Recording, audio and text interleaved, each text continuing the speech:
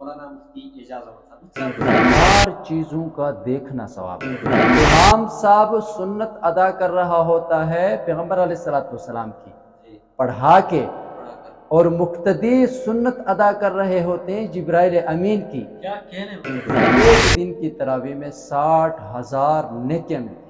رمضان مبارک تمہیں رمضان مبارک، رمضان مبارک تمہیں رمضان مبارک۔ بسم اللہ الرحمن الرحیم۔ السلام علیکم ورحمۃ اللہ وبرکاتہ۔ JMT میڈیا پر تمام ناظرین کو ایک بار پھر خوش آمدید۔ ناظرین، JMT میڈیا پر برکات رمضان ٹرانسمیشن کا سلسلہ الحمدللہ بدستور جاری ہے۔ رمضان المبارک کا بابرکت مہینہ آخری مراحل میں ہے، اور اسی حوالے سے آج کے ہمارے مہمان بنے ہیں مولانا مفتی اعجاز احمد صاحب۔ مفتی صاحب السلام علیکم ورحمۃ اللہ۔ وعلیکم السلام ورحمۃ اللہ وبرکاتہ۔ مفتی صاحب بہت شکریہ، آپ ہمارے اسٹوڈیو میں تشریف لائے، ہمیں وقت دیا ہے۔ رمضان المبارک کے حوالے سے آپ سے کچھ عرض کریں گے، کچھ باتیں کریں گے کہ رمضان المبارک کا مہینہ آخری مراحل میں ہے تقریباً۔ لوگ عبادات کرتے ہیں اسی مہینے میں، روزے بھی رکھتے ہیں، روزوں کے ساتھ ساتھ تراویح بھی پڑھتے ہیں، بڑی اہمیت کی حامل ہے اور ایک منفرد عبادت ہے پورے سال کی بنسبت۔ کیا فضیلت ہے اور کیا اہمیت ہے، ذرا وضاحت فرما دیں اس حوالے سے۔ سب سے پہلے تو میں JMT میڈیا کا شکر گزار ہوں، آپ کا شکر گزار ہوں کہ آپ لوگوں نے ہمیں موقع دیا بولنے کا اور لوگوں تک بات پہنچانے کا موقع دیا۔ تراویح ایک ایسی منفرد عبادت ہے کہ اللہ تبارک و تعالیٰ نے اس کے لیے رمضان کے مہینے کو مختص کیا۔ اس بابرکت مہینے کو مختص کرنا اس عبادت کے لیے تراویح کی فضیلت عیاں ہو جاتی ہے کہ کتنی بڑی فضیلت ہے کہ اللہ تبارک و تعالیٰ نے بابرکت مہینے کو جس عبادت کے لیے مختص کیا۔ تراویح کے ایک سجدے پر اللہ تبارک و تعالیٰ 1500 نیکیاں عطا فرماتا ہے۔ 1500 نیکیاں ایک دن کے تراویح میں، ایک سجدے پر، صرف ایک سجدے پر، ایک دن کے تراویح میں 40 سجدے ہوتے ہیں۔ 40 سجدے ہوتے ہیں، بالکل 40 سجدے یعنی صرف تراویح کے اندر جو سجدے کیے جاتے ہیں، ایک دن کی تراویح میں 60,000 نیکیاں ملتی ہیں۔ رمضان شریف کے علاوہ میں نہ آپ کو یہ عبادت میسر ہے تراویح والی، اور نہ یہ فضیلت میسر ہے رمضان مبارک کے علاوہ۔ رمضان المبارک کے علاوہ۔ تراویح کی یہ سب سے بڑی فضیلت ہے، یہ دیکھیے صرف اور صرف تراویح کی سجدوں پر سجدوں پر۔ اور تراویح جو ہم پڑھتے ہیں اس کو قیام اللیل بھی کہتے ہیں۔ قیام اللیل کا معنی یہ ہوتا ہے کہ رات کے وقت کھڑا ہونا۔ پیغمبر علیہ السلام کی حدیث مبارک ہے، پیغمبر علیہ السلام فرماتے ہیں من قام رمضان ایمانا و احتسابا غفر له ما تقدم من ذنبه وما تأخر۔ جو بندہ رمضان شریف کے اندر کھڑا رہا، یعنی جس نے تراویح پڑھی ایمان کی حالت میں، یعنی وہ مومن ہو، اور ثواب کی نیت کرتے ہوئے، ثواب کی امید رکھتے ہوئے، پیغمبر علیہ السلام فرماتے ہیں غفر له ما تقدم من ذنبه وما تأخر، اس کے اگلے اور پچھلے سارے گناہ معاف ہو جاتے۔ تراویح کی یہ کتنی بڑی فضیلت ہے، بہت بڑی فضیلت ہے۔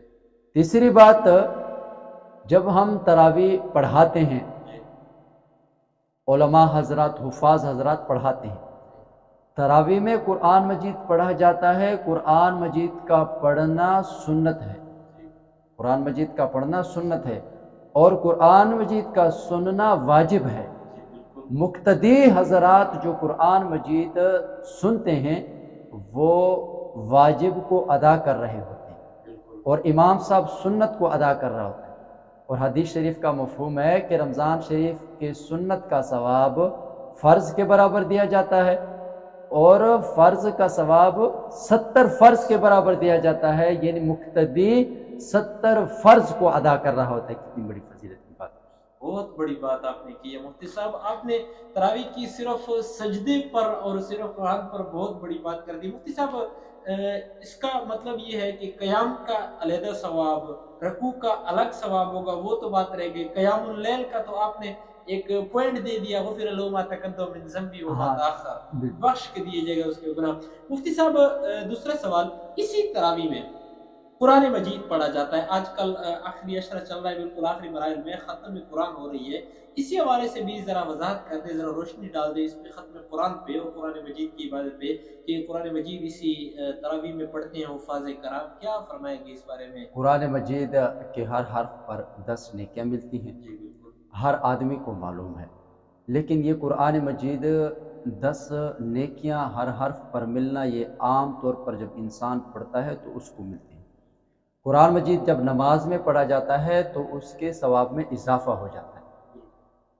عبداللہ بن عمر رضی اللہ تعالیٰ عنہ سے روایت ہے، حدیث شریف کا مفہوم ہے، جس نے رمضان شریف میں قرآن پڑھا اور جس نے سنا ان دونوں کی مغفرت ہو جاتی ہے۔ صرف قرآن مجید پڑھنے کی اور سننے کی دونوں کی مغفرت ہو جاتی ہے۔ قرآن مجید ختم کیا جاتا ہے، اس پر ہر آدمی کو ایک حرف کے بدلے 10 نیکیاں عطا کی جاتی ہیں۔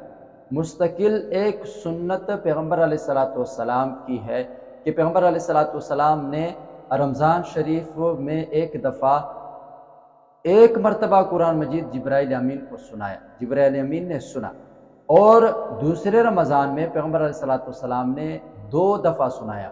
امام صاحب سنت ادا کر رہا ہوتا ہے پیغمبر علیہ السلام کی پڑھا کے، اور مقتدی سنت ادا کر رہے ہوتے ہیں جبرائیل امین کی۔ کیا کہنے مفتی صاحب، جس نے پورا قرآن مجید سنا گویا کہ وہ جبرائیل علیہ السلام کی سنت ادا کر رہا ہے، اور جس نے پورا قرآن مجید پڑھا گویا کہ وہ پیغمبر علیہ السلام کی سنت ادا کر رہا ہے۔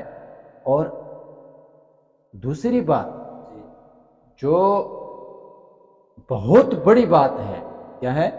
بہت بڑی بات ہے،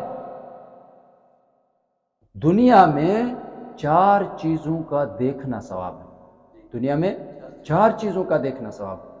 والدین کو دیکھنا ثواب ہے، کعبۃ اللہ کو دیکھنا ثواب ہے، عالم دین کو دیکھنا ثواب ہے، لیکن والدین آپ کو ہر وقت میسر نہیں ہو سکتے۔ آپ کراچی میں ہوتے ہیں، والدین گھر میں ہوتے ہیں، آپ کام کاروبار کے سلسلے میں باہر ملک ہوتے ہیں، والدین گھر ہوتے ہیں، آپ نہیں دیکھ سکتے۔